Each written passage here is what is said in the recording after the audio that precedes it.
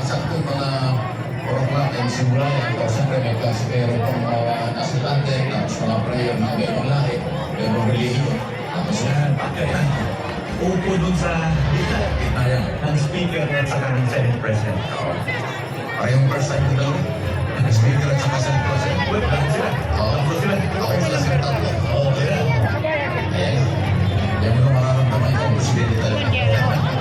Dahil so next eh, talaga marinig yan, makikita ng buong mundo. Presidente mo na ako ng upo. O yan. Okay. Ano na yan? Nasa lupang liga na tayo. Ayan.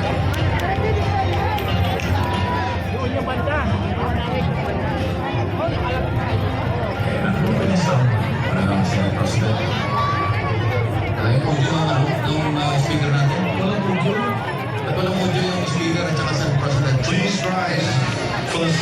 Philippine national anthem to be led by the Samiwang Singers of Ilocos Norte.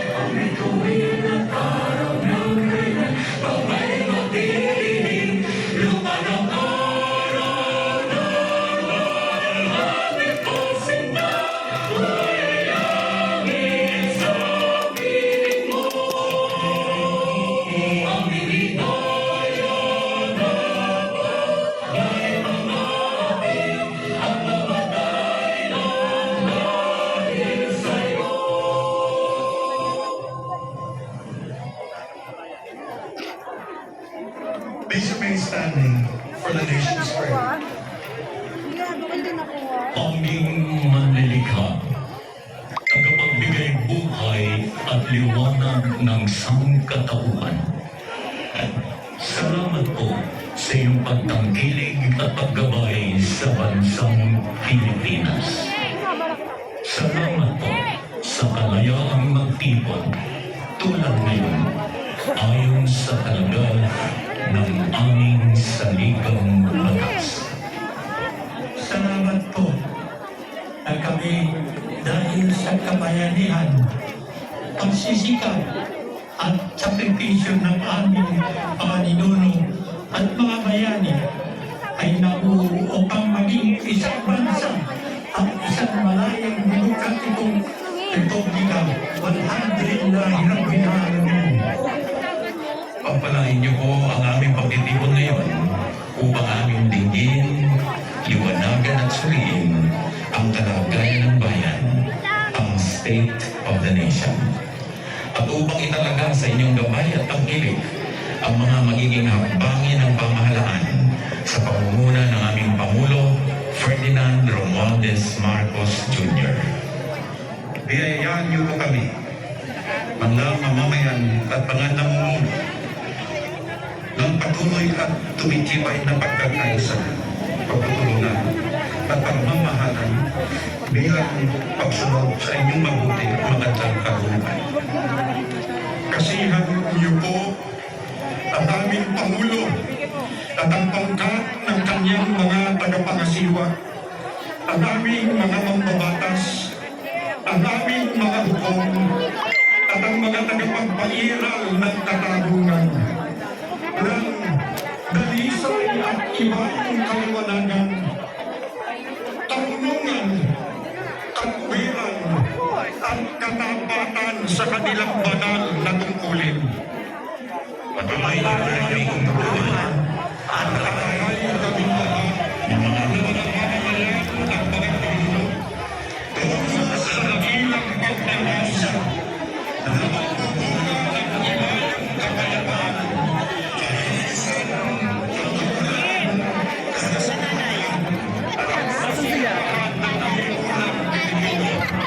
Magpatuloy po tayo sa personal na panalangin. Mangyari ang bawat isa ay tahimik na manawagan sa may kapal.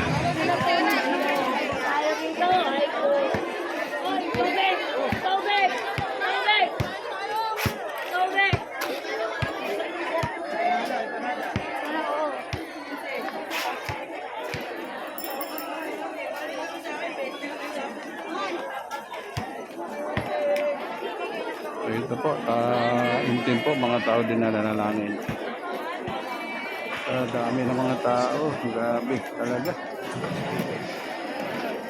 Lapit-lapit po tayo doon, lapit po tayo sa harapan. Para maganda po yung ano natin. Congress of the Philippines, His Excellency Ferdinand Romualdez Marcos Jr., President of the Republic of the Philippines.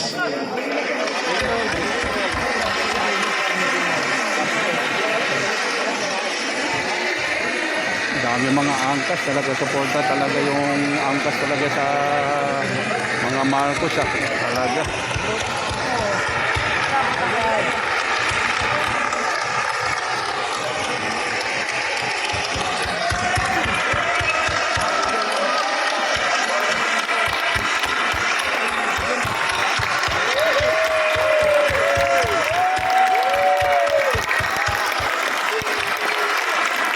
Vice President Sara Zimmerman Duterte, former Presidents Joseph Ejercito Estrada, Gloria Macapagal Arroyo, and Rodrigo Roa Duterte, Senate President Juan Miguel Zubiri, and the honorable members of the Senate, House Speaker Ferdinand Martin Romualdez, and the honorable members of the House of Representatives, Chief Justice Alexander Gesmundo, and the Honorable Justices of the Supreme Court, the Apostolic Nuncio, Most Reverend Charles John Brown, and the esteemed members of the Diplomatic Corps,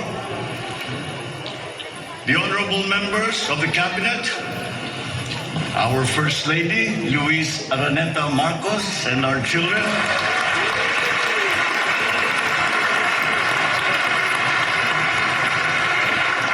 distinguished guests, ang mga minamahal kong mga kababayan, ladies and gentlemen, magandang hapon po sa inyong lahat.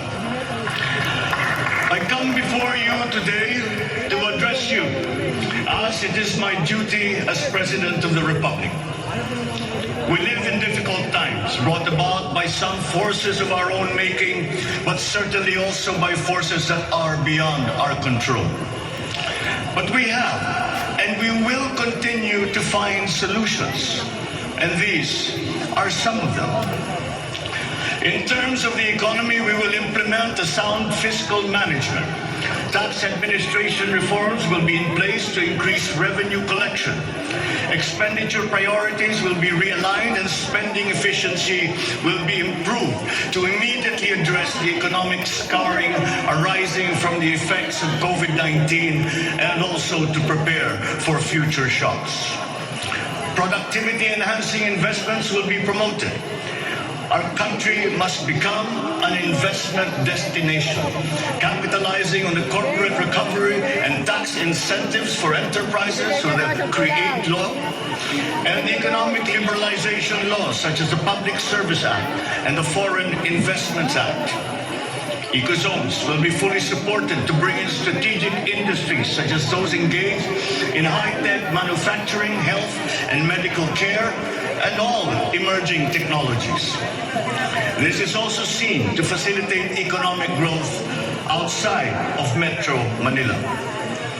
Our tax system will be adjusted in order to catch up with the rapid developments of the digital economy, including the imposition of value-added tax on digital service providers. The initial revenue impact will be around 11.7 billion pesos in 2023 alone. Tax compliance procedures will be simplified to promote ease of paying taxes. We will pursue measures to determine possible undervaluation and or trade misinvoicing of imported goods. Through information and communications technology, the Bureau of Customs will promote streamlined processes. Disbursements for 2022 to 2023 will be maintained at about 20% of gross domestic product or 4.955 trillion pesos and 5.086 trillion pesos respectively to ensure continuous implementation of priority programs. Disbursement will further increase over the medium term from 5.402 trillion pesos or 20.7% of our GDP in 2024 to 7.712 trillion pesos or 20.6% of GDP in 2028. The medium-term fiscal strategy of this administration seeks to attain short-term macro-fiscal stability while remaining supportive of the country's economic recovery and to promote medium-term fiscal sustainability. Furthermore, and more importantly, fiscal policy aims to bring together the national government's resources so that these are mobilized and utilized in order to gain the maximum benefit and the high multiplier effects for our economy. Measurable medium-term macroeconomic and fiscal objectives include the following headline numbers. These are based on forecasts that are consistent with the guiding principles of coherence of strategies, policy discipline, and fiscal sustainability. 6.5 to 7.5% real gross domestic product growth in 2022. 6.5 to 8% real GDP growth annually between 2023 and 2028. 9% or single-digit poverty rate by 2028. 3% national government deficit to GDP ratio by 2028. Less than 60% national government debt to GDP ratio by 2025. At least $4,256 income per capita and the attainment of upper middle income status by 2024. The aforementioned headline goals summarize the objectives of this medium-term fiscal strategy being submitted to Congress for its adoption and concurrence to the concurrent resolution by the Senate and House of Representatives. Once adopted, the MTFF will become an anchor for the annual spending and financing plan of the national government and Congress when preparing the annual budget and undertaking related appropriation activities. It is therefore a forward-looking document that extends beyond the traditional 3-year horizon to reach 6 years, coinciding with the 6-year coverage of the Philippine Development Plan 2023 to 2028. The MTFF also promotes transparency and credible commitment to pursue the indicated social macroeconomic goals that optimize the government budget. Medium-term growth targets and the assumptions regarding key macroeconomic variables underpin the medium-term fiscal plan. The recent past and the COVID-19 pandemic has beset the macroeconomic environment with challenges and a series of external shocks. Inflation has accelerated in recent months due largely to significant increases in international prices of oil and other key commodities. Still, the economic growth momentum remains firm, as demonstrated by the strong 2022 first quarter GDP growth at 8.3%. However, the recovery process from the impact of the pandemic is still ongoing amid elevated uncertainty in the international economic environment. Revisions in the macroeconomic assumptions incorporate these challenges and most recent economic developments, leading to upward adjustments in the following: inflation rate for 2022 to 2023, foreign exchange rate for 2023 to 2025, and goods and services imports growth for 2022. The economy is expected to grow by 6.5 to 7.5% this year as we continue to reopen the economy while considering the recent external developments. In the first quarter alone, GDP saw an increase in household consumption and private investments, along with a robust manufacturing industry, high vaccination rate, improved healthcare capacity, and an upward trend in tourism and employment. This is expected to continue for the rest of the year. The strong economic growth is projected to be sustained and expanded further to 6.5 to 8% from 2023 until 2028. The average inflation for 2022 is projected to range from from 4.5 to 5.5%, following the uptick in fuel and food prices as a result of the ongoing Russia-Ukraine conflict and the disrupted supply chains. It is slightly adjusted to 2.5 to 4.5% in 2023 and is seen to return to the target range of 2.0 to 4.0% by 2024 until 2028. Dubai crude oil price is expected to settle at 90 to 110 US dollars per barrel in 2022, 80 to 100 US dollars per barrel in 2023, and 70 to 90 US dollars per barrel from 2024 onwards, as oil supply is expected to catch up and stabilize over the medium term. The Philippine peso is projected to average between 51 to 53 pesos per US dollar in 2022 and 51 to 55 pesos per US dollar from 2023 onwards due to aggressive monetary policy tightening by the US Federal Reserve, market aversion amid the Russian-Ukraine conflict, and again, increased global oil prices. Lastly, exports of goods are expected to grow by 7% in 2022 and 6% from 2023 to 2028. On the other hand, imports of goods are projected to grow by 18% in 2022, 6% in 2023, and 8% from 2024 to 2028. I have instructed the NEDA to coordinate with other agencies and work on the Philippine Development Plan for 2023 to 28 and to submit to me the complete blueprint and progress of its implementation not later than year end. One of the main drivers of our push for growth and employment will be in the agricultural sector. With regard to food supply, we are confronted by a two-pronged problem. That which will hit us in the short term and that which will hit us in the long term. Tayo ay nahaharap sa mga problemang kagyat nating mararamdaman at mga hamong pangmatagalan. Ang mga suriling agarang nararamdaman ng ating mga kababayan ay ang posibilidad ng tuloy-tuloy na pagsipa ng presyo ng pagkain at kakulangan sa supply ng ating pagkain. Upang masuportahan ang mga bumili para mapanatili ang kanilang purchasing power o kapangyarihan sa pagbili. Isinapinal ng Department of Agriculture ang planong taasan ang produksyon sa susunod na panahon ng pagtanim o planting season sa pamamagitan ng tulong pinansyal at teknikal.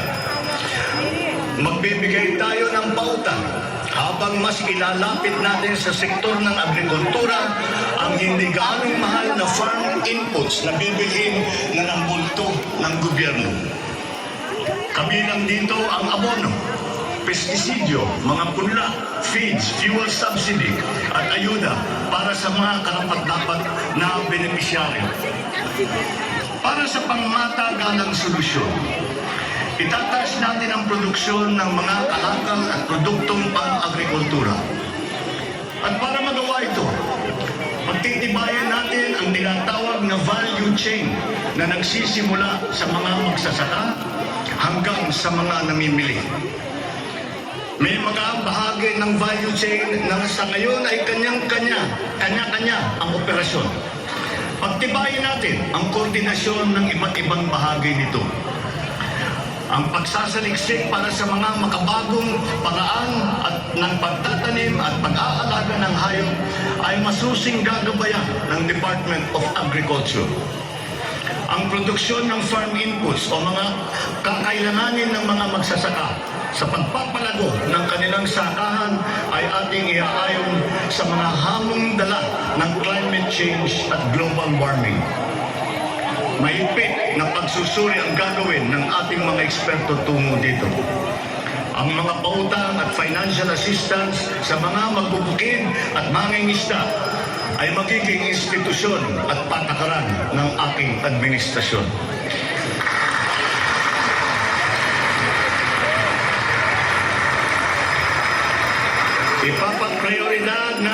modernisasyon ng mga sakahan sa pamamagitan ng mga makabagong teknolohiya para sa ating mga magsasaka. Ating palalawakin ang mga palaisdaan, babuyan at manuka. Lahat ng ito gagamitan ng siyensya para tumaas ang produksyong agrikultural.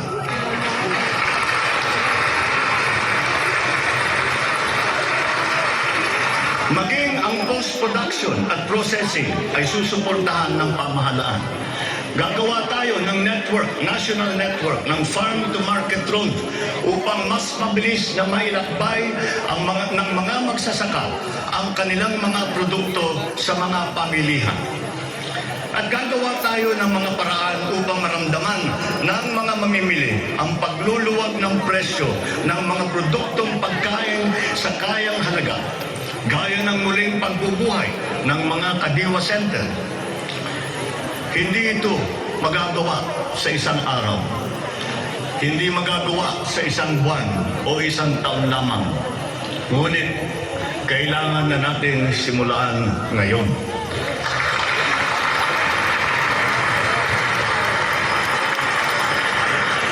Ang Agrarian Reform Program ay dapat magpatuloy.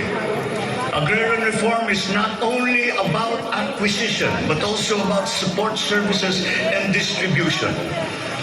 To assist this, I intend to issue an executive order to impose a one-year moratorium on the payment of land amortization and interest payments.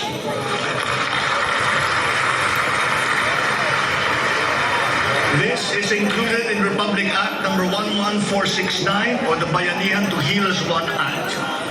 A moratorium will give the farmers the ability to channel the resources in developing their farms, maximizing their capacity to produce, and propel the growth of our economy.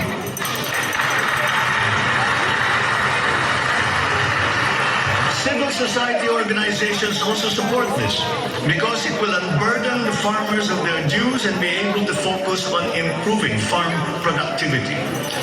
Congress must also pass a law that will emancipate the agrarian reform beneficiaries from the agrarian reform debt burden, thereby amending Section 26 of Republic Act 6657. In this law, the loans of agrarian reform beneficiaries with unpaid amortization and interest shall be condoned.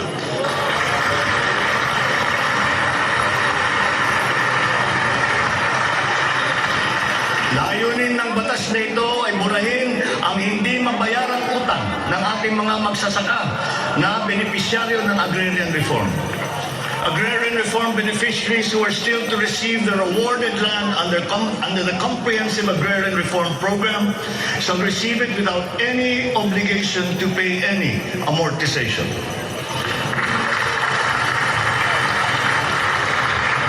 The condonation of the existing agrarian reform loan will cover the amount of 58.125 billion pesos, benefiting 654,000 agrarian reform beneficiaries and involving a total of 1.18 million hectares of awarded lands.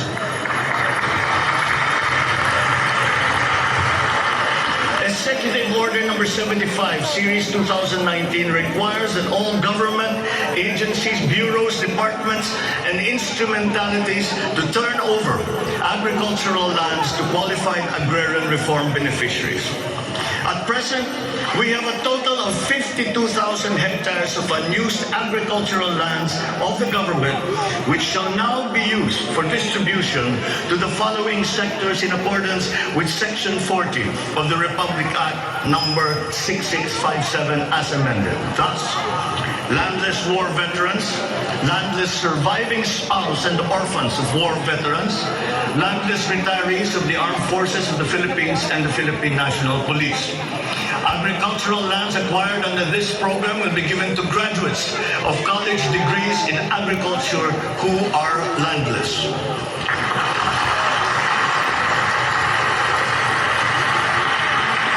The call of the times is for the infusion of fresh and new blood in the agricultural sector. We need a new breed of farmers equipped with modern agricultural agricultural technology able to engage in sustained scientific farming that will not only increase farm yields but also resilience in the face of climate change.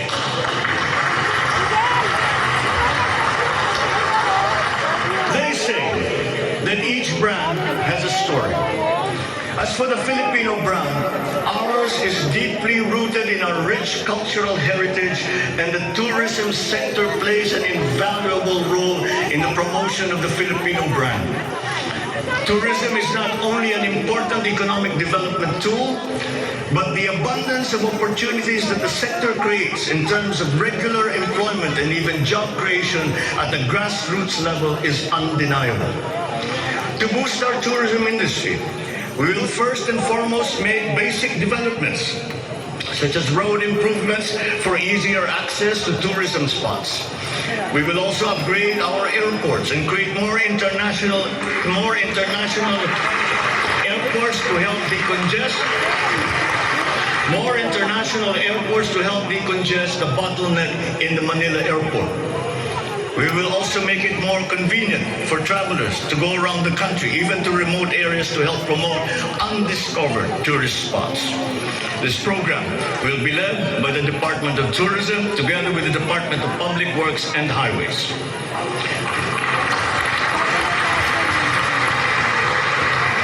To foster the Filipino brand is to spark our sense of pride and reaffirm our strong sense of identity. It is time to welcome the rest of the world with an enhanced Filipino brand that is unique, attractive, and creative.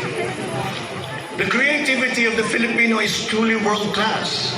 We excel in arts and culture, new media, live events, avenues which generate primary and downstream jobs for our creative and talented countrymen.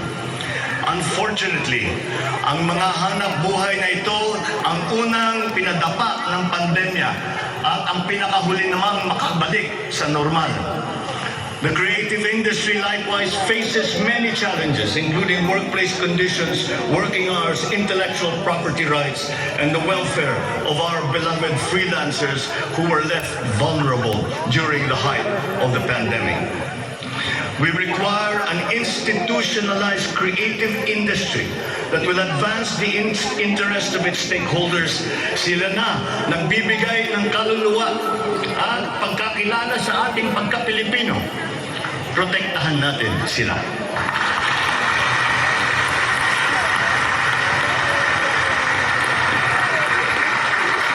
The Department of Social Welfare and Development has a large part to play in all of this. Magpapatuloy ang ating pagkalinga sa ating mga kababayan na lubos na nangangailangan. Hindi po natin sila pababayaan. Mangunguna sa pag-aagapay sa kanila ang Department of Social Welfare and Development.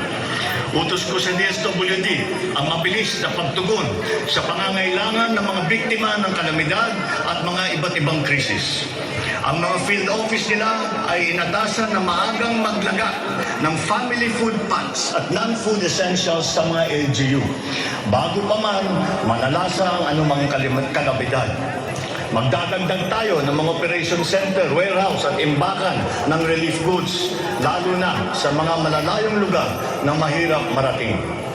Titiyakin natin na maayos ang koordinasyon ng DSWD at Department of Human Settlements and Urban Development nang sa ganon madali ang pagpatupad ng Emergency Shelter Assistance Program para sa mga biktima ng kahit anong kalamidad.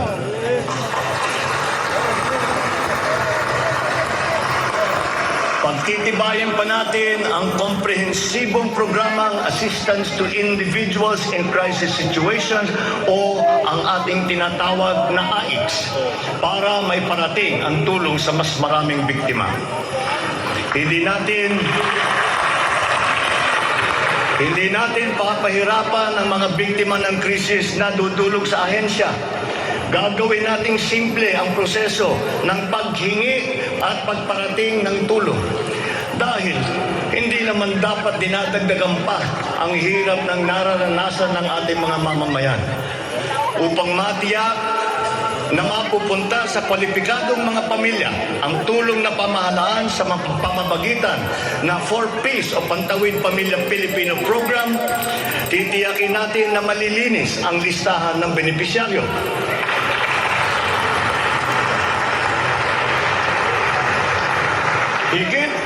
Higit na sa 1 milyong pangalan na ang nakapag-graduate na sa listahan. At nagagalak akong mapatid na sila ay nakakatayo na sa kanilang sariling paa. Kaugnay nito ay inutusan ko ang DSWD na pag-ibayuhin pa ang pagripaso ng listahan upang maitutok ang pamimigay ng sapat na ayuda sa mga lubos na nangangailangang pamilya. Magpapatuloy ang supplemental feeding program para sa mga bata sa child development centers at supervised neighborhood play at lalo pa nating palalawakin sa taong 2023.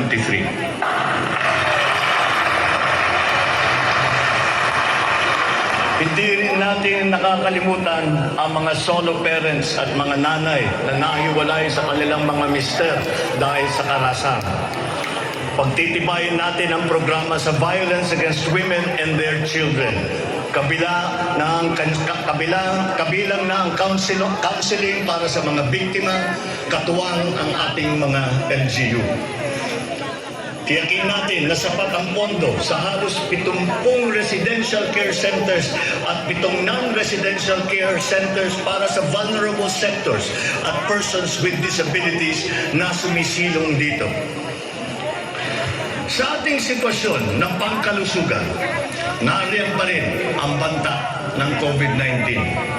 Lalo may mga nadidiscovering bagong variant ng coronavirus. Pero hindi na natin kakayanin ang isa pang lockdown. Wala na tayong gagawing lockdown.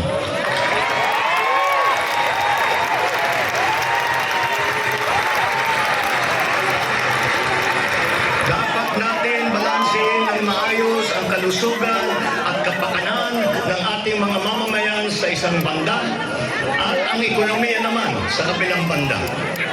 Nakikipagtulungan ang iba't ibang ahensya ng pamahalaan sa pag-monitor sa mga COVID-19 hospital admission upang makatiyak tayo na may sapat na kapasidad ang ating healthcare system at maiwasan ang pagsipa ng bilang ng nagkakasakit. Patuloy din ang ating vaccine booster rollout para sa ating pangkalahatang depensa.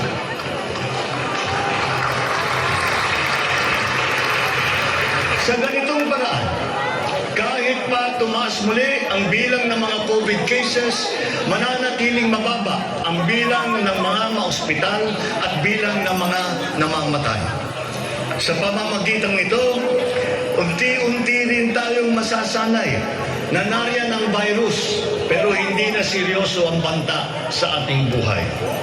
Iaayon natin ang ating mga health protocols sa kung ano ang ating pangangailangan sa paglipas ng panahon at lalo pang iipayuhin ang kooperasyon kasama ang pribadong sektor upang tumas pa ang kumpiyansa ng mga mamumunuhan nang sa gayon ay bumalik na tayo sa full capacity, lalo-lalo na ang ating mga negosyo.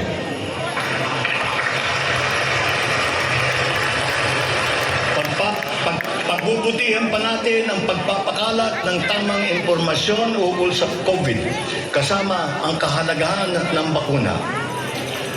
Mananatili muna sa ngayon ang alert level system natin. Pinapag-aralan natin ang ibang paraan ng klasifikasyon upang mas babagay sa kasalukuyang sitwasyon, lalong-lalo na sa pagbabago ng COVID. Sa pakikipagtulungan ng Kongreso, itatatag natin ang ating sariling Center for Disease Control and Prevention at ang isang Vaccine Institute.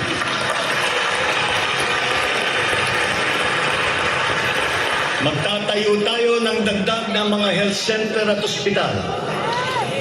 But beyond the issues that the pandemic has brought, the need for a stronger healthcare system is self-evident.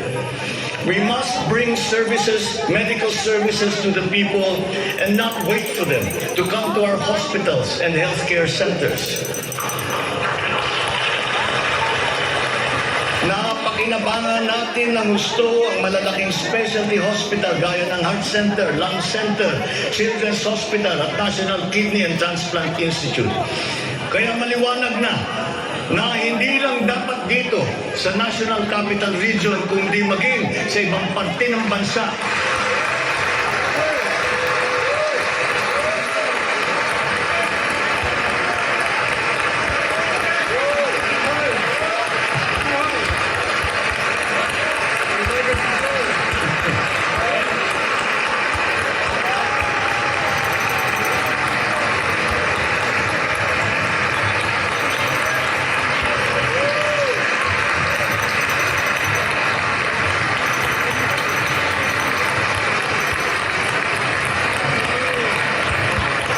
Maliwanag na hindi lamang dapat dito lamang sa National Capital Region kundi maging sa ibang parte ng bansa, kailangan magdagdag ng ganitong uri ng mga pagamutan.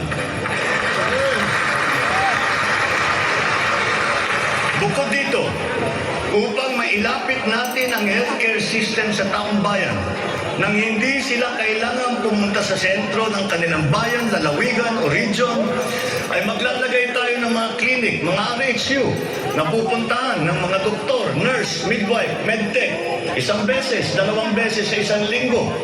Nang sa ganun, magiging mas madali sa may karamdaman na magpapagamot nang hindi na kailangan magbiyahe ng malayo.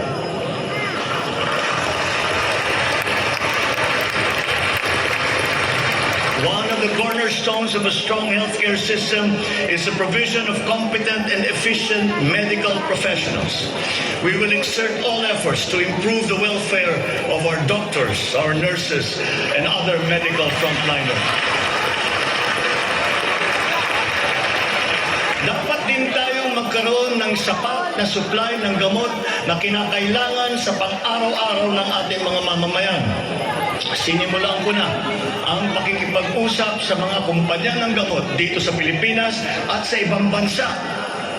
Hinihikayat natin na buksan nila ang merkado upang bumaba ang presyo ng gamot.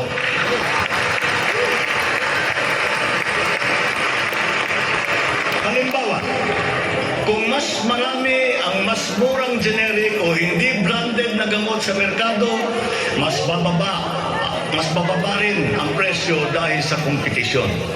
Ang Department of Trade and Industry ay nakikipag-usap sa mga interesadong manufacturer ng generic drugs na papasok sa ating bansa. Inuutusan ko naman ang Philippine Competition Commission na pantay-pantay dapat at walang kartel sa hanay ng mga pharmaceutical companies.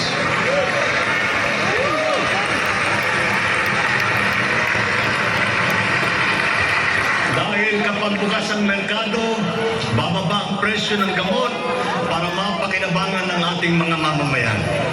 This is one of the hard lessons that we learned when the pandemic struck, and therefore we must act on that shortcoming.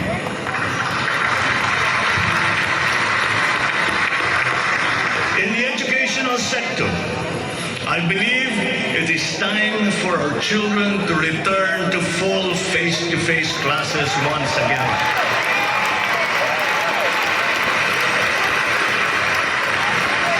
The Department of Education, led by our highly able Vice President Sara Duterte, is now preparing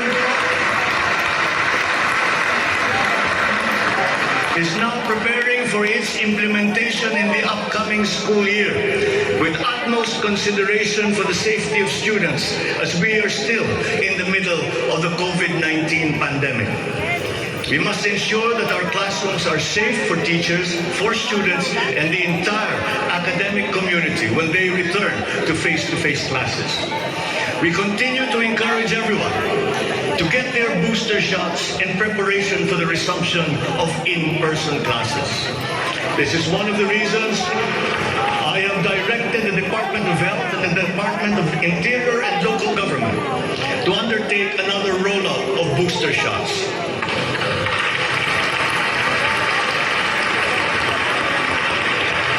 The condition and availability of schoolrooms for our students must also be addressed, again, in coordination with the Department of Public Works and Highways. Though some complications have arisen over the question of repair of school buildings in relation to the Mandanas-Garcia ruling, this will be ironed out. We have been in discussion with local government leaders, governors and mayors in the last few weeks to determine with the LGUs what is actually practicable, what functions belong to the LGUs and what belong to the national government. There have also been lengthy discussions on the continuation and viability of the K-12 school system. We are giving this careful review, and all necessary inputs and points of view are now being considered. In the longer term, we are instituting a program of refresher courses and retrainings for our teachers so they can stay abreast of the rapid growth in technology, especially in this post-pandemic world. As for the horror stories that we have heard about the poor quality of educational materials and supplies that are being given to our schools, this must end.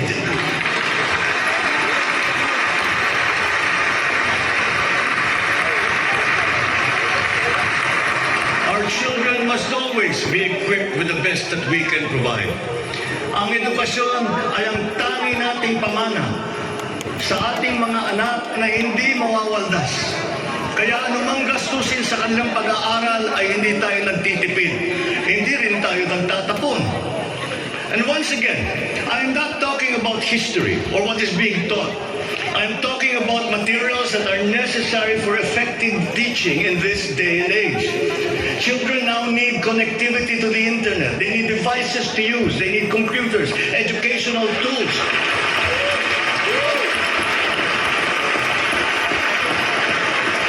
So that they might participate fully in the digital community here and abroad.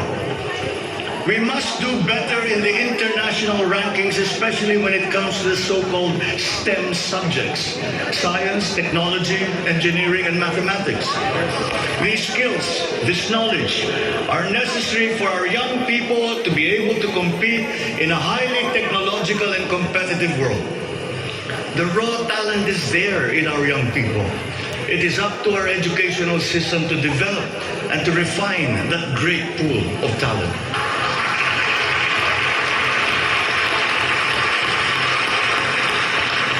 Foreign employers have always favored Filipino employees because of our command of the English language. This is an advantage that we must continue to enjoy. The internet has now become the global marketplace, not only for goods, services, but also for ideas, even extending to our own personal interactions. And the language of the internet, for better or for worse, is English. Therefore, the question of our medium of instruction must be continuously re-examined to maintain that advantage that we have established as an English-speaking people.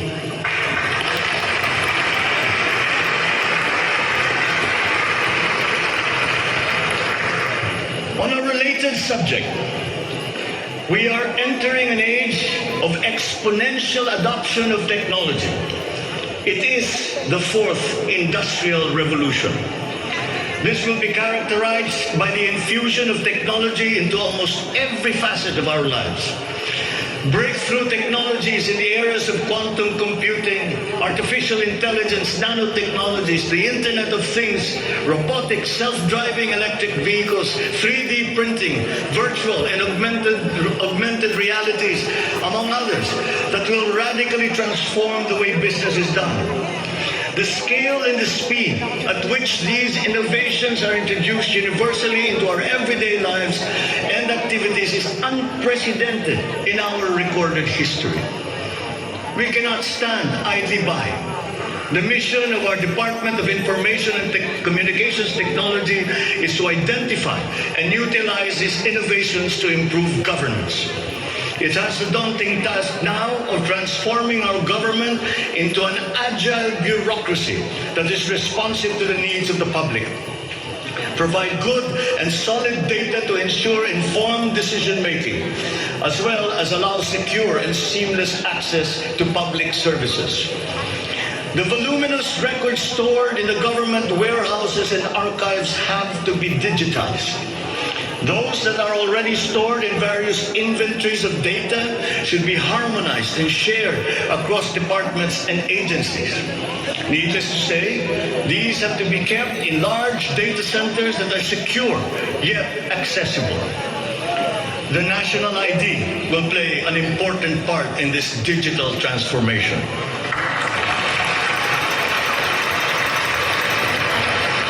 For citizens to be able to seamlessly transact with government, their identity must be easily verifiable. We expect to issue 30 million physical IDs and 20 million digital IDs by the end of this year. The target is to accomplish the issuance of about 92 million IDs by the middle of next year. As the world moves into rapid digitalization, the digital divide will become more pronounced. The depth and breadth at which these technologies will be transformative in our lives is fully expected. This will open new opportunities for the creation of wealth, but will also likely create inequalities. Hence, universal connectivity will be a vital component in order to ensure that no citizen is left behind.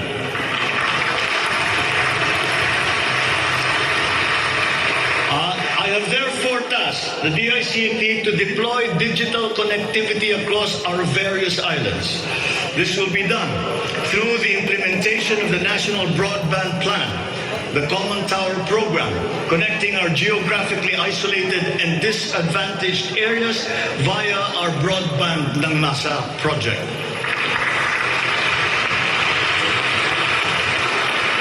All relevant modes of digital transport should be utilized. These may be through a combination of terrestrial or submarine fiber optics, wireless, and even satellite technology. As our Public Service Act has opened the doors and removed the restrictions on foreign investment, we foresee an increase in direct investment of overseas players. This will translate into better quality, availability, and affordability of telecommunication services all over the country. We come now to infrastructure. The backbone of an economy is its infrastructure. The infrastructure program of the Duterte administration must not only continue, but wherever possible, be expanded.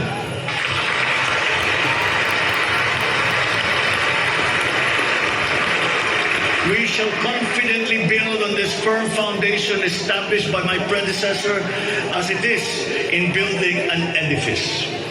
We must keep the momentum and aspire to build better, more. Necessarily, infrastructure development will remain a very high priority in our drive for growth and employment. Once again, I will not suspend any of the ongoing projects, as those have already been shown to be of benefit to the public that they serve.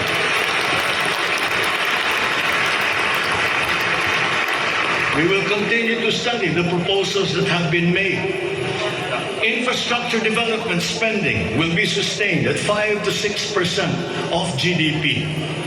The planned expansion of infrastructure projects, I believe, would be possible if we continue to encourage the participation of the private sector in the development of our programs. Public-private partnerships, or PPPs, hold great potential for that expansion, for infrastructure development and for innovation. Our infrastructure development is of primary importance, as it is a necessary element to improve many other sectors, to include agriculture, tourism, general economic activity, and even to governance. It is my belief also that we have missed some great opportunities to develop our rail transport system. It is clear in my mind that railways offer great potential, as it continues to be the cheapest way of transporting goods and passengers. We can build upon the already existing lines by modernizing these old railway systems.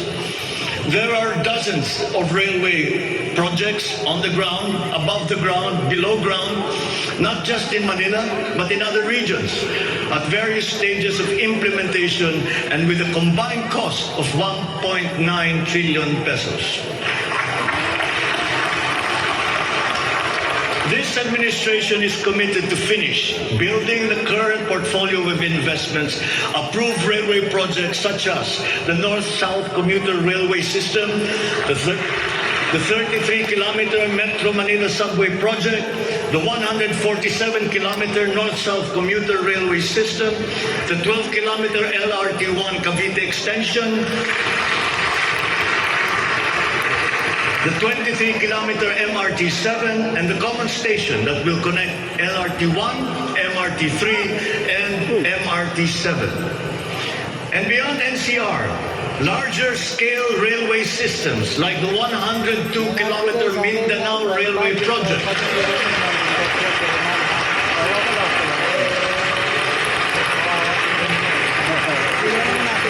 the Panay Railway Project, and the Cebu railway system will be integrated as a vital part of our transport and communication systems. We will also continue to improve our roads and transportation systems in key cities throughout the country through various projects such as the Cebu Bus Rapid Transit, Davao High Priority Bus System, Ilocos Norte Transportation Hub, the El Nido Transport Terminal.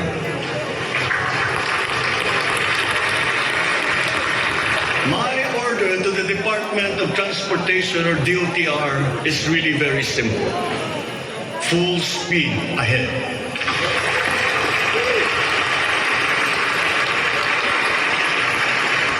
Improving our railway system along with modernizing existing airports and seaports will maximize our strategic location in the Pacific and connect our many islands. A key sector in our transformation plans is that of energy. Another fundamental requirement for growth and increased employment will be the availability of cheap, reliable energy. This even comes under the category of ease of doing business. If we are to attract investors, both local and foreign, to set up shop here in the Philippines. At present, our demand for energy far exceeds our reliable supply. We must increase the level of energy production. We must look at every possible option that would be appropriate for the Philippine situation. There is some room to expand our present power supply through existing power sources, but this is only to a very limited extent. We must build new power plants.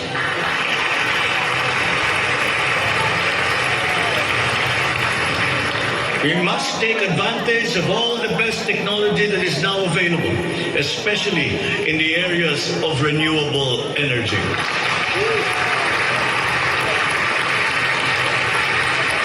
Our search for new power sources should always be with an eye to improving the mix of the energy supply between traditional and renewable sources.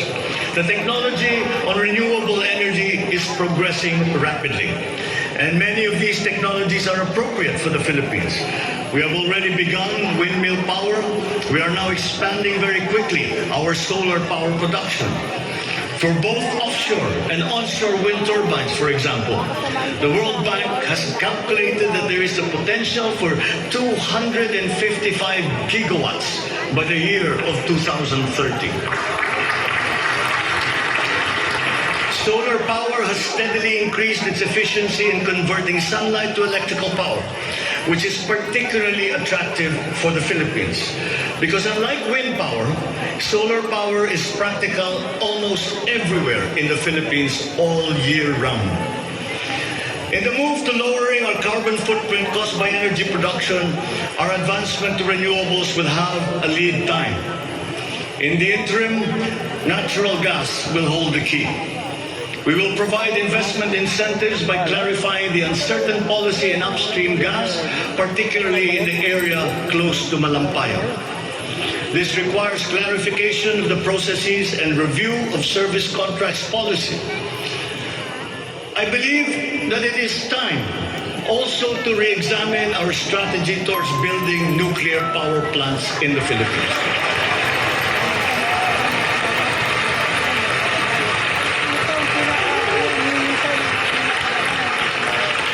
We will comply, of course, with the International Atomic Energy Agency regulations for nuclear power plants as they have been strengthened after Fukushima. In the area of nuclear power, there have been new technologies developed that allow smaller scale modular nuclear plants and other derivations thereof. Once again, PPPs will play a part in support as funding in this period is limited.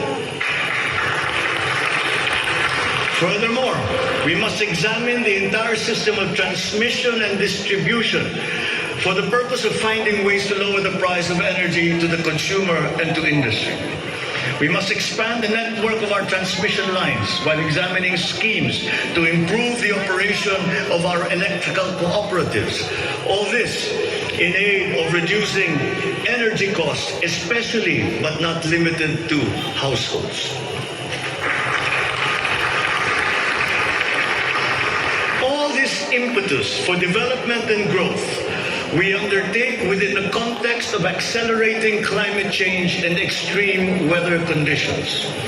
Though we are a minor contributor to climate change globally, we have the unfortunate distinction of being one of the most vulnerable countries to the effects of climate change. For the welfare of our people, it is incumbent upon us to alleviate the effects of that vulnerability. The use of renewable energy is at the top of our climate agenda. We will increase our use of renewable energy sources such as hydropower, geothermal power, solar, and wind. Geographically, we are a disaster-prone country. Capacity building for our natural disaster resiliency is therefore a must. Investment in science and technology is imperative to enable us to have accurate weather forecasts and on-time disaster alerts. Studies show that already now many areas in the Philippines are at high risk from the rise in sea levels brought about by the increase in global temperature. We must adapt to this phenomenon with disaster-proof planning for our communities. We will also look into the precarious fresh water supply situation in the country, especially in our urban areas. Many of our water supply systems date back to the 1950s, and they must now be rehabilitated and improved. I've instructed the DNR together with the DPWH to explore possible partnerships with the private sector to address this crucial situation. The Philippines has excellent laws on the environment, but we have to guarantee that these laws are properly enforced. And this will require a great deal of coordination and cooperation between concerned government agencies and private stakeholders. Companies who exploit our natural resources must follow the law. We all have the responsibility to preserve this earth, for we are but custodians and we will pass on this great treasure to future generations.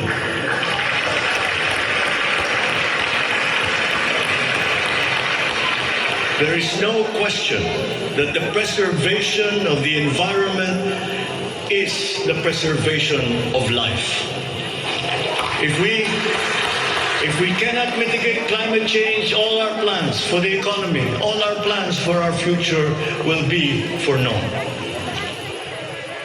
Bawat Pilipino sa ibayong dagat na nagsasakripisyong lisanin ang kanyang pamilya sa Pilipinas upang maghanap buhay ay nararapat lamang magkaroon ng pamahalaang natatawag nilang tahanan habang nasa ibang bayan.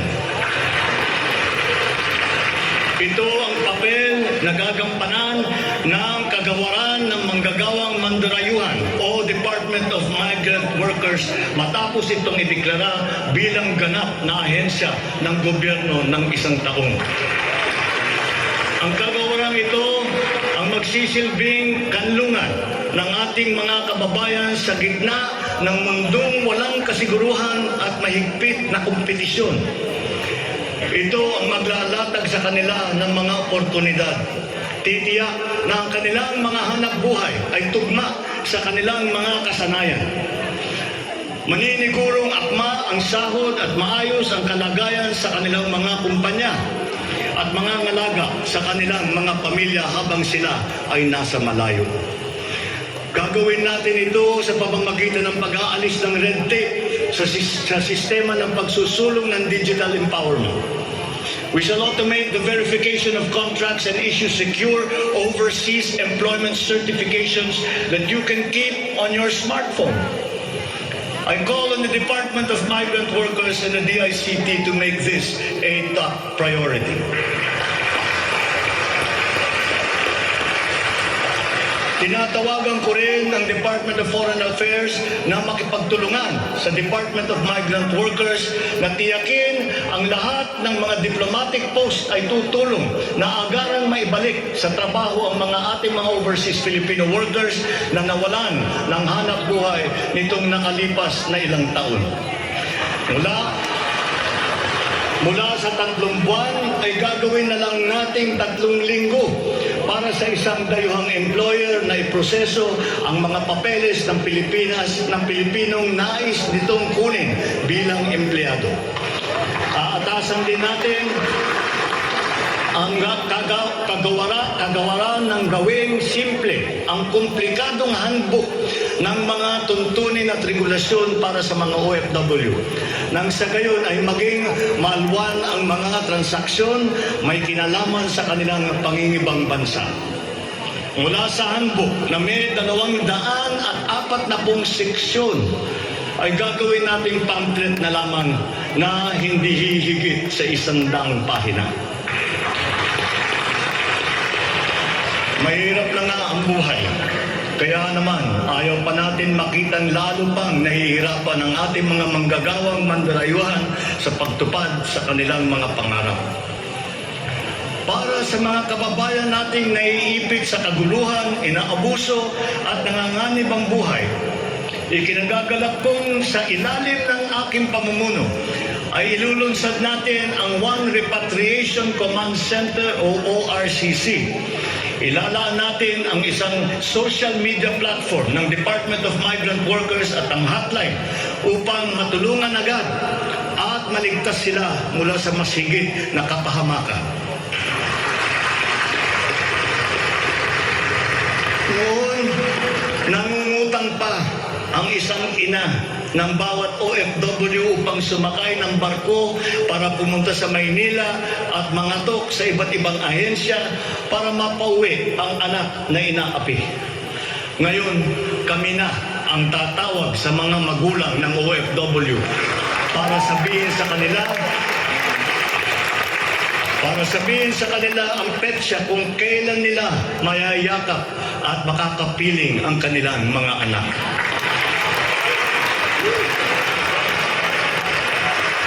Sa kasalukuyan ay nakikipag-ugnayan tayo sa pamahalaan ng Saudi Arabia upang buksan muli ang deployment. Kaya natin at gagawin natin ang makipagnegosasyon na mabigyan ang ating mga kababayan doon ng tamang pasahod at mapangalagaan ang kanilang karapatan at kapakanan. Muli natin patitibayin ang respeto at pagkakaibigan ng ating dalawang bansa tulad ng namamagitan sa ating ama sa kanilang hari. Sa mga susunod na buwan ay magtutungo si Secretary Susan Ople sa Saudi Arabia upang tiyakin na may sapat na puwersang magsisiguro na mabubuksan muli ang empleo sa bansa at para maisulong ang ating kampanya laban sa human trafficking. Ngayon, para naman sa mga anak na naiwan sa Pilipinas, titiyakin ng Department of Migrant Workers sa pamamagitan ng OWA na sila ay maipapasok sa magagandang paaralan, magtuturo sa kanila ng financial literacy, mental wellness, sports, sining, kultura. Ito ay mangyayari sa pakikipagtulungan ng iba't ibang ahensya ng pamahalaan. Alagaan natin ang kabataang Pilipino sapagkat sila ang kinabukasan ng ating inang bayan.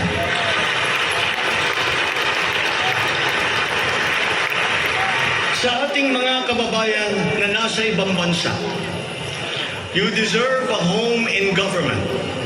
Not only for the money that you send home, but you are not cold tools of the economy. You deserve it for your sacrifices for our country and your perseverance and excellence in the global arena. You OFWs represent the fighting faith of the Filipinos as a nation and as a people. Let us transform your overseas journey into inspirational stories for all time. Thanks to you, our dear legislators, and of course to the man every OFW now refers to as their tatay, President Rodrigo Duterte. You passed the law that created this new home for our OFWs.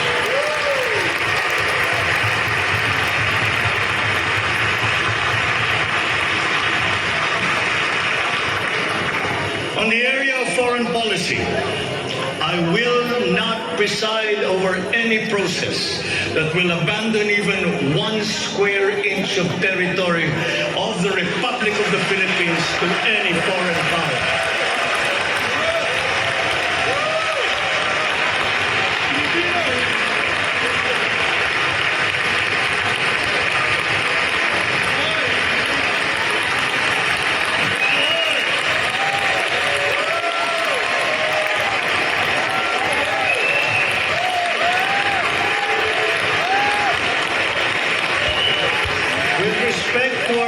In the community of nations, the Philippines shall continue to be a friend to all, an enemy to none.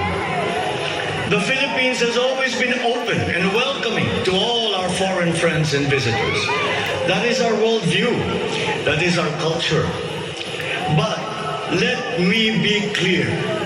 We are very jealous of all that is Filipino.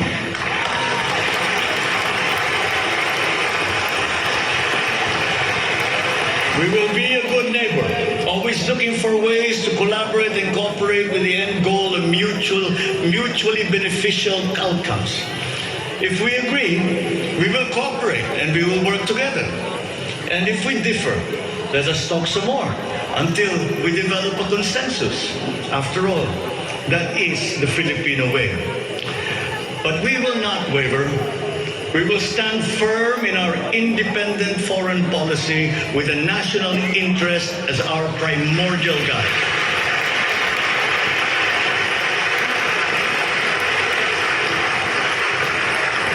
We commit to maintaining good relations with the rest of the world. As a matter of fact, it is my sincere belief that the need for strong bonds and collaboration among nations emerges in the direst of times, such as in a pandemic.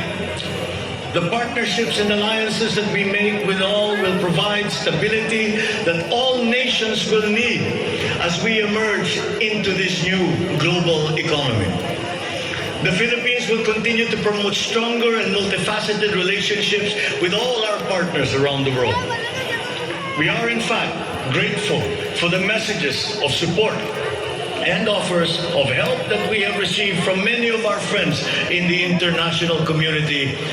This has been communicated to us through the different envoys and ambassadors here in the Philippines. Such strong relationships can only be beneficial to all involved. As I am here today addressing the legislature, allow me now to propose legislation that we would like you to pass in support of these programs. 1. National Government Right-Sizing Program, a reform mechanism that seeks to enhance the government's institutional capacity to perform its mandate and to provide better services while ensuring optimal and efficient use of resources.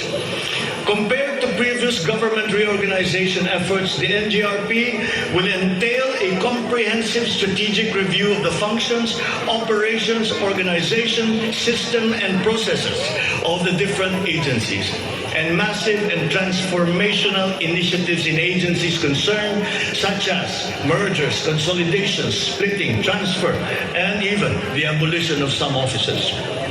The right-sizing efforts will also involve the conduct of a comprehensive strategic review of functions, programs, and projects that will cut across various agencies. Number 2, a budget modernization bill. This seeks to institutionalize a cash-based budgeting system under Executive Order Number 91, Series 2019, to strengthen fiscal discipline in the allocation and use of budget resources by ensuring that every peso budgeted by the government would lead to the actual delivery of programs and projects. The full implementation of the CBS is timely and vital as the government executes response and recovery plans post-pandemic. Number 3, Tax Package 3 Valuation Reform Bill.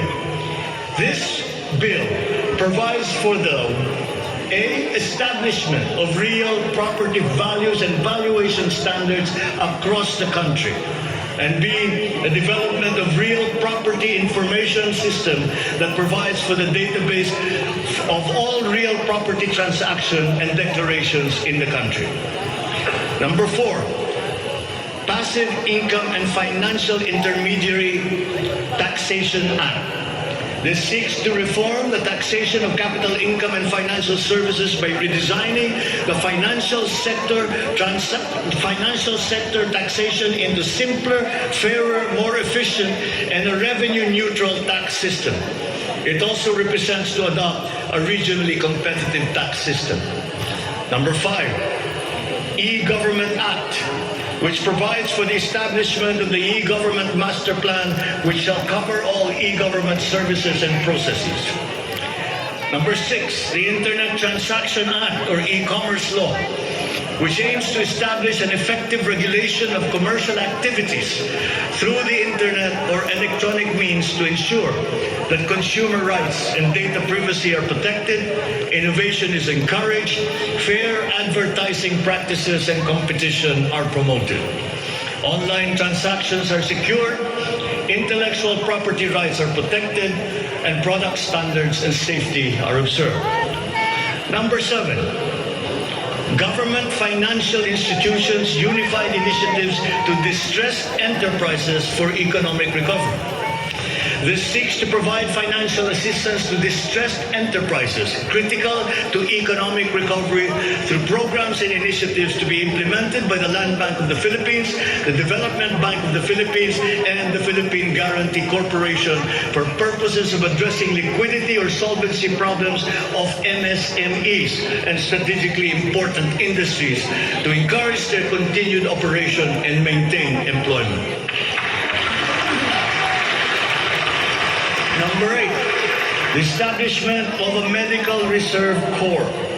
Establishes a Medical Reserve Corps under the Health and Emergency Management Bureau of the DOH. The MRC shall be composed of licensed physicians, medical students who have completed their 4 years of medical courses, graduates of medicine, registered nurses, licensed allied health professionals.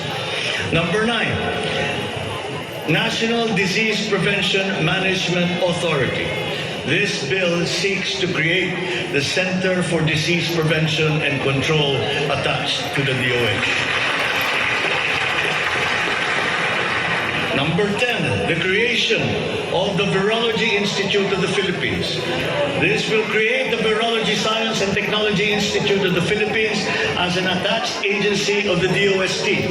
All offices and units under the DOST with functions related to virology shall now be transferred to the Virology Institute of the Philippines. Number 11, the Department of Water Resources. This seeks to create the Department of Water Resources and adopts the Integrated Water Resource Management as the strategic framework for national water management, policymaking, and planning. Number 12, Unified System of Separation, Retirement, and Pension. This grants a monthly disability pension in lieu of disability benefits provided under existing laws for military and uniformed personnel retired by reasons of disability. Number 13, the E-Governance Act. It promotes the use of internet, and other ICT to provide opportunities for citizens. Number 14, the National Land Use Act. This will provide for a rational and holistic management and development of our country's land and water resources, hold owners accountable for making these lands productive and sustainable, strengthen the LGU to manage ecological balance within its jurisdiction.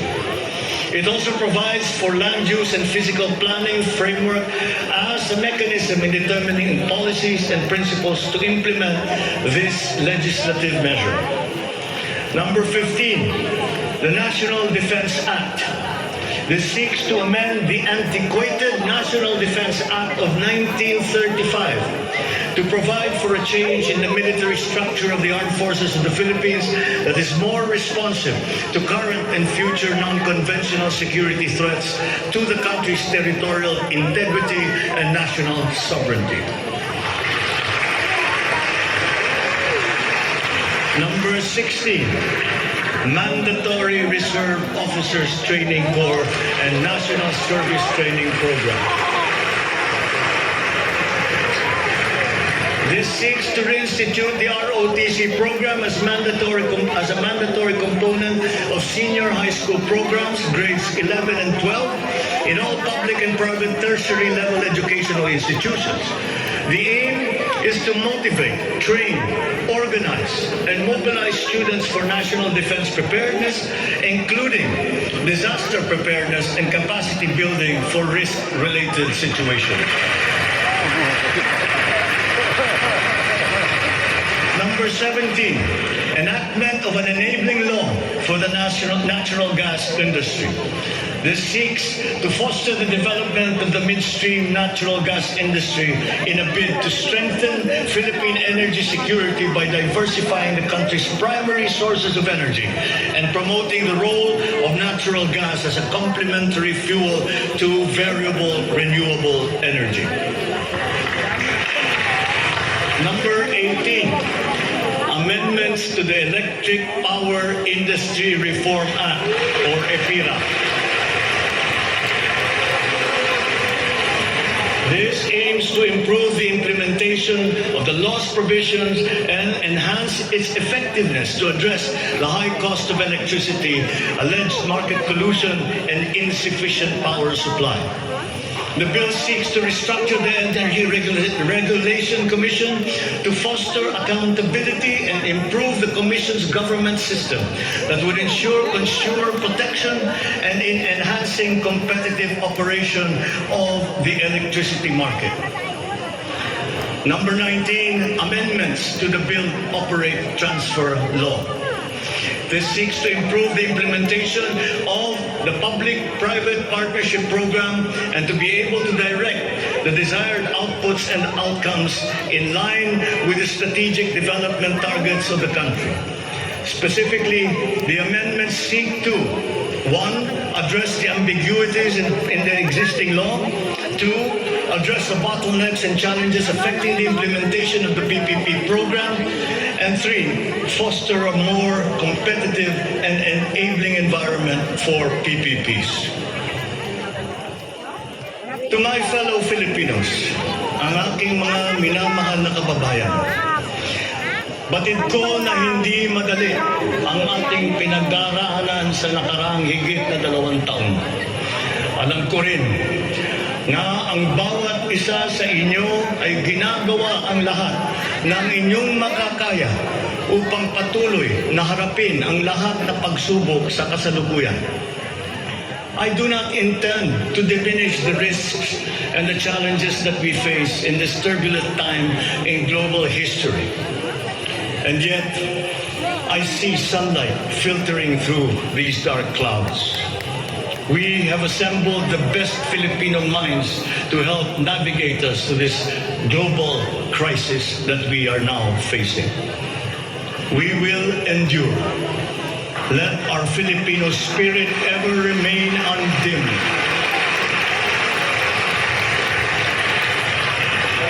I know this in my mind. I know it in my heart. I know it in my very soul. The state of the nation is sound. Thank you and good afternoon. Marami pong salamat.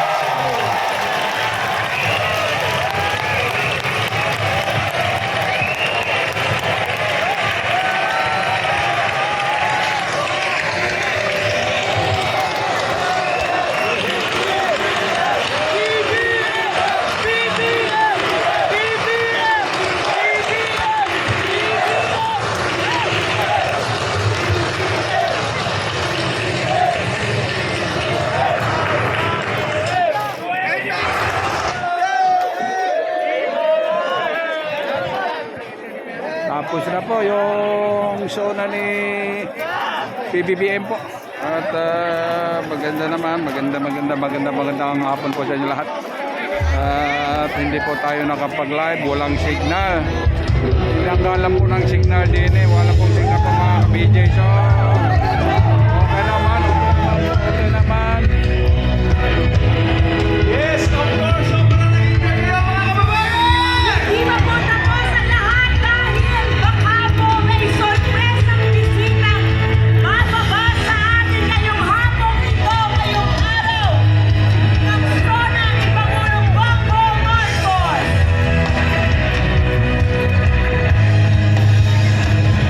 Mga kababayan sa buong mundo! Alam po namin ang pakiramdam niyong lahat. Kung ano yung pakiramdam namin, kung gaano kami kasaya! At ngayon po, tiyak na tiyak Ito na naman po, ang yung isang live lang to, live lang naman po, live Lipunan! lang. Video! Handa na ba kayo? 1, 2, 3,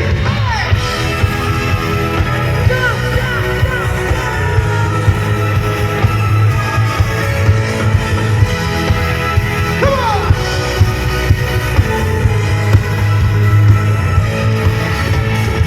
Dito po tayo sa harap po ito, sa harap ng Batasan. Sa harap po ng Batasan, dito po sa zona po ni President sa BBM. So, andito na po ito. Dito na po ito sa harapan ng Batasan po ito mga kabigay. Mga pro-BBM po ito lahat po mga kabigay.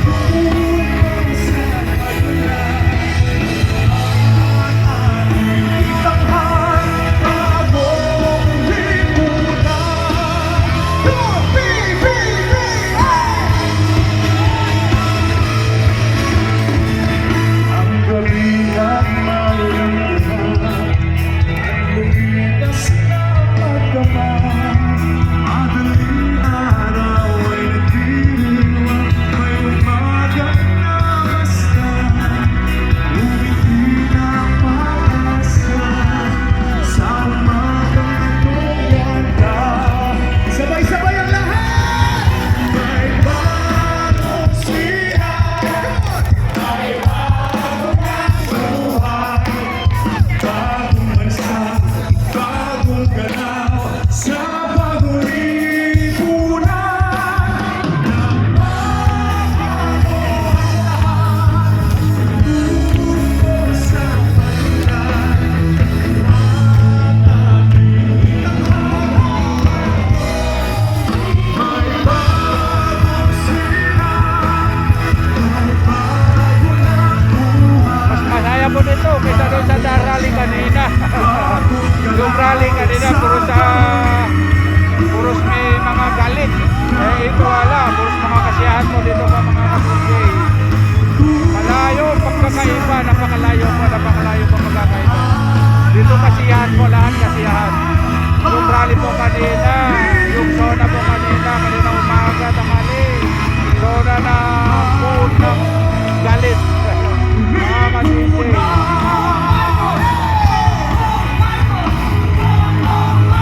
Everybody, sabay-sabay!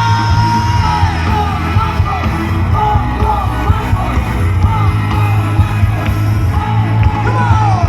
Beat, beat, beat, hey! Beat, beat, beat! Beat, beat, beat!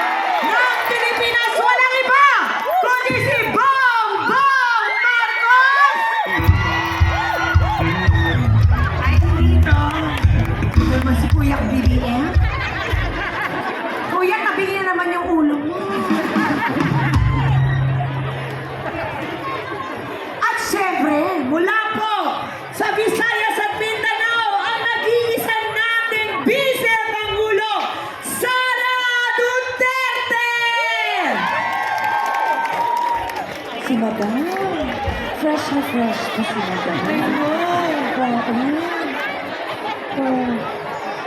Pero alam mo, Ricky, ito talaga, may isa talagang sorpresa tayo na baka nga. Ano ba yung sorpresa na yan? Kaya naman may PSG dito. Oh, may PSG po tayo dito ngayon. So, malamang sa malamang. At baka nga, mapagbigyan tayo ng pagkakataon. At, alam niyo na ba, Ricky, ano yun, Ali? Sabihin mo sa kanila. Ano yun? Sa ngayon po, ay makita natin ang Pangulong Bongbong Marcos na kumakaway at kumakamay sa mga miyembro po ng Senado at ng Kongreso. Tingnan niyo naman, di ba, ngayon nagpapaselfie po sa kanya lahat, di ba? Ayun, gusto niyo po ba makaselfie si BBM? Ano ba, Ali? Edwin, ano bang balita natin mula sa Malacanang? Di ba nandun ba sila sa loob ngayon? Oo, ngayon, nasa loob pa. Tingnan natin, baka pumunta. Gusto niyo ba pumunta si BBM dito? Gusto niyo pumunta si BBM dito? Sige, kailangan tawagin ninyo malakas na BBM!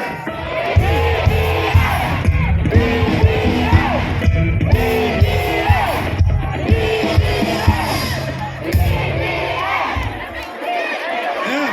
Siguro naman narinig na ng Presidente. Antay-antayin natin.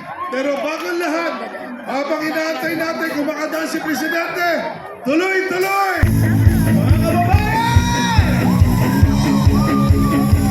Sobrang saya ng pakiramdam ng buong Pilipinas ngayon!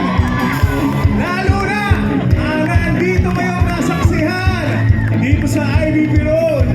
Ang isang masayang tugtugan at unang sona ng ating mahal na Pangulo. Ngayon, magkakatahan mo tayo! Gusto niyo ba ba?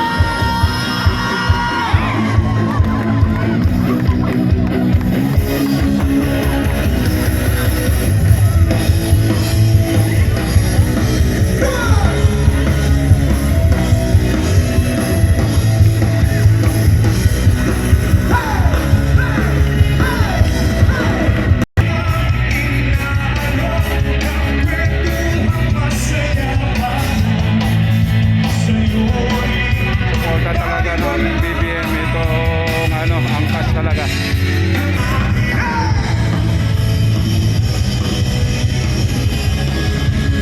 Dami na po umuwi. Kasi tapos na po ang Sona. So kaya po yung mga tao marami na po nag-uwi ang mga kabigay. Dito po. Ayan po, ang dami mga pulis. Dami talaga, nagdala talaga mga pulis dito talaga. Dami na nagbabantay. Dami po nagbantay, dami po para secure po talaga yung mga tao na pupunta po rito. Ayan. So, pakita naman natin at tahimik naman. Peaceful naman. Wala naman kung ano mang meron na hindi maganda. So okay naman. Sa kabuuan po talaga okay siya. Okay. Dahil sa dami po ng mga nagpatupad po natin mga pulis. Mga ayan dami. So thank you naman. At nakaraos naman na yung unang sona po. Nakaraos na po yung unang sona ni BBM. Maganda naman ang sona.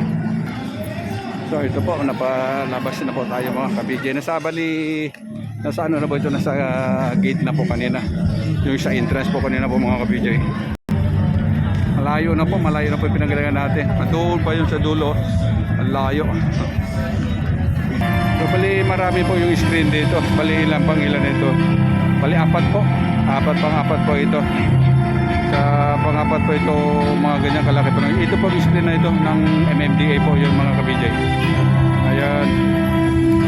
Nagsiwaya na po yung mga tao mga ka-BJ. So ito po mga nanonood dito. Sa laki kasi ito, sa haba ito ng kalsada. Kaya apat na malalaking screen po na nilagay po dito sa kalsada bago po tayo dumating ng ng mismo sang batasan. So bali sa harap po ito ng batasan po ito mga ka-BJ.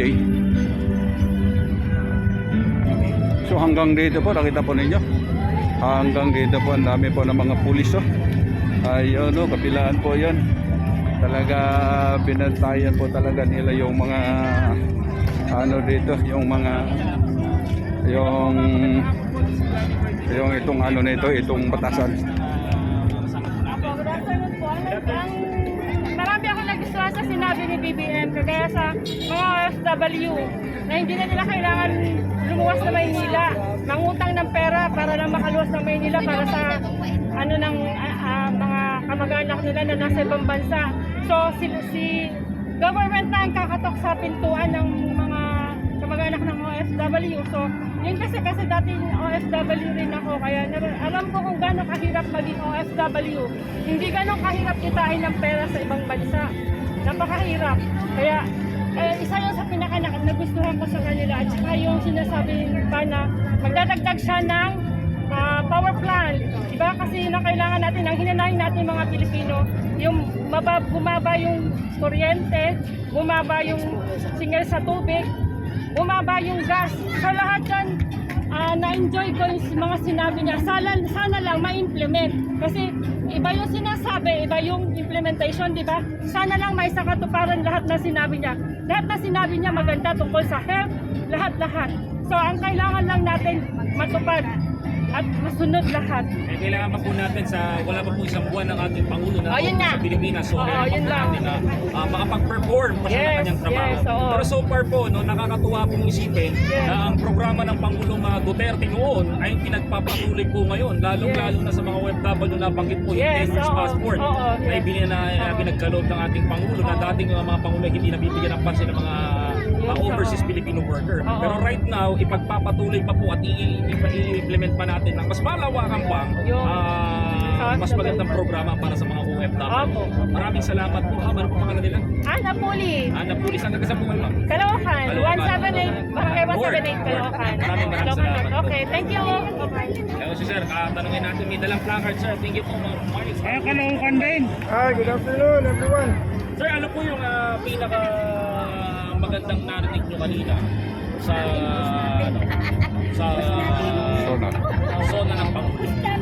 Sa pinaka-the best na nagustuhan ko sa lahat ng mga inanggit ng ating mahal na Pangulong Bongbong Marcos Jr. ay yung tungkol sa ating territory na hindi siya papayag na kahit isang metro kwadrado ay hindi ito isusuko para sa mga dayuhan. Ito ay pag-aari ng Pilipinas at ating ipaglalaban. At ang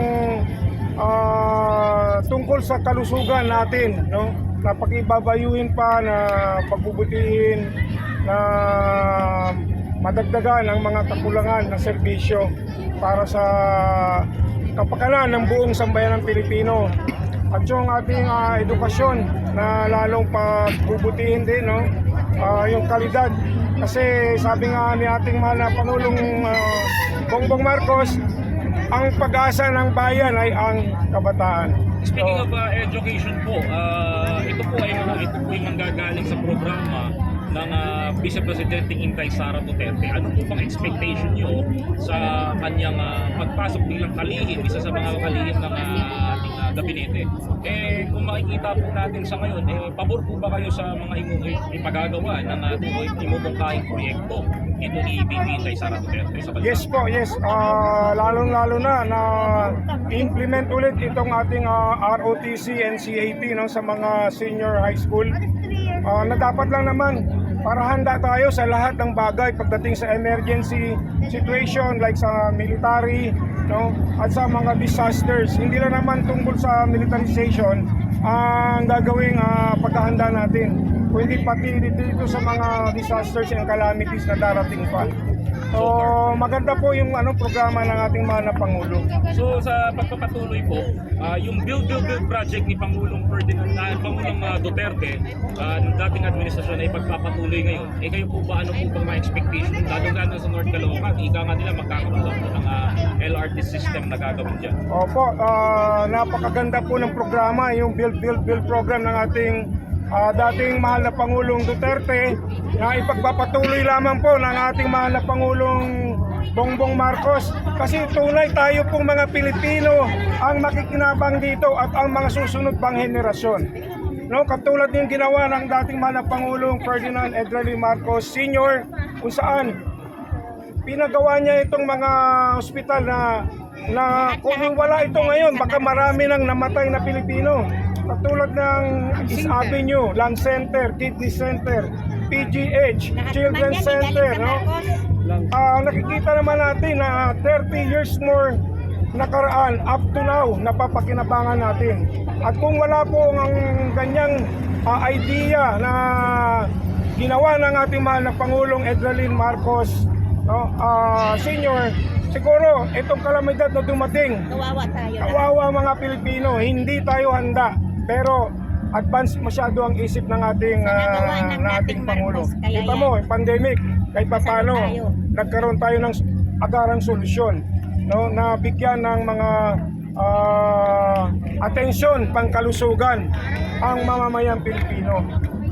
So dapat naman po ipagpapatuloy, lalo na po itong magko-connect ng mga kalsada, tulay, sa pamamagitan ng mga meron tayong subway, no? Meron tayong mga dadagdagan ng mga relays ng train, Luzon, Visayas, and Mindanao. Ang ganda po ng proyekto na yan. Ini-imagine ko pala ngayon, parang panaginip, pero napakaganda po, no? Tunay talaga na magiging makatotohanan ito. Maraming salamat po, sir. Thank you very much. Maraming Personal question, salamat. sir. May personal question po ako sa inyo. Yes. Ilang taon na po kayo? 54. Nakabutan niyo po ang mga Marcos? Yes, elementary grades ako noon. Nasa Mindanao ako noon. Ang sabi nila, yung martial law, naging marahas sa tao. Pero sa amin po, magulo po yung lugar namin. Pero nung ipagawa yung martial law na yan, at dumating yung mga sundalo dun sa lugar namin sa Mindanao, napakadisiplinado po lahat ng tao. At hanggang sa pumalis ang Marcos, wala naman ako nakita talaga na ginawang pagsasamantala po, lalong-lalo na pagdating sa kalayaan. Sir, mga marami po kayong alam. One last question na lang po mula po kay Biyahe ni Koy TV. Sir, sabi nila, ano po ba ang pinaka-reliable magbalita ngayon? Vloggers po ba o media po? Pareho po para sa akin, pero ang vloggers naman kasi very flexible po sila eh. No? Bawat sulok may mga vloggers. Yung media, medyo control persons pa lang sila. Pero lahat yan kailangan natin na meron tayong freedom of speech. No? Yung magbibigay tayo ng mga balita na makatotohanan lamang. So kayo din mga vloggers dapat maging makatotohanan lamang tayo. Masasabi niyo, sir, sa mga tumutulig sa kay BBM? Ano po masasabi niyo sa kanila? Sa mga tumutulig sa po sa ating mahal na Pangulo, no, BBM, Bongbong Marcos, Pagkabuti na sila. tama na! Tama na! 31 million Filipinos po ang bumoto sa ating mahal na Pangulong Bongbong Marcos. So, stop na po. Move on at magtulungan po tayo. Time to magkaroon tayo ng unity. No, wala lang kulay green, wala lang kulay red, wala lang kulay blue, white. Kulay brown tayo, mga Pilipino tayo. Tulungan sila. Ng mga Pilipino. Yes, itaas natin ang moral ng mga Pilipino. Maraming salamat po. Ipagmamalaki natin sa puso, sa salita, at sa isip na tayo ay mga maharlikang Pilipino. Mabuhay mga Pilipino, mabuhay Pilipinas. Thank you. Thank you so much po. Thank you po, thank you. So mga ka-BJ, at okay na po, tapos na po ang tapos na ang sona ni PBBM. So masaya na po lahat, kontento na po lahat yung mga nakarinig. So ito, at masaya na po. Maraming salamat po, no. Maraming salamat po sa inyo lahat. Maraming salamat po sa inyo. God bless you all. God bless you all. Mabuhay po tayo lahat mga Pilipino. Mabuhay po si BBM.